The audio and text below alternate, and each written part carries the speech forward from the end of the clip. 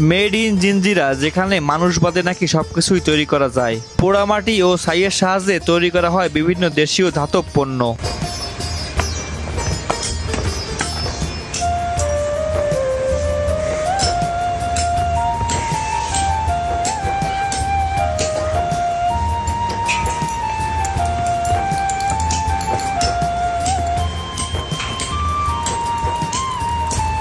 লোহার ডাইসের মধ্যে আংটির ছাপ বসিয়ে মাটি ও ছাইয়ের সাহায্যে উত্তপ্ত পিতল গলিয়ে সম্পূর্ণ দেশীয় পদ্ধতিতে তৈরি করা হচ্ছে আংটি।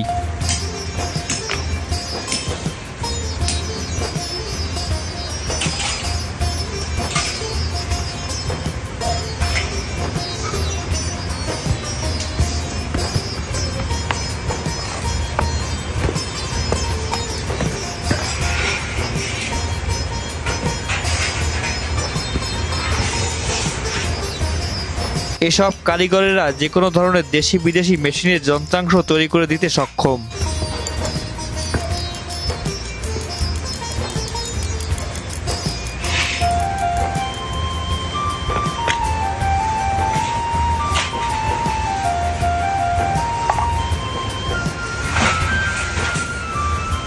কয়েক ঘন্টা নির্দিষ্ট আগুনে পিতল ও ধাতু জ্বালিয়ে কাঙ্ক্ষিত যন্ত্রাংশের ডাইসের মধ্যে দিলেই কিছু সময়ের মধ্যেই তৈরি হয়ে যায়।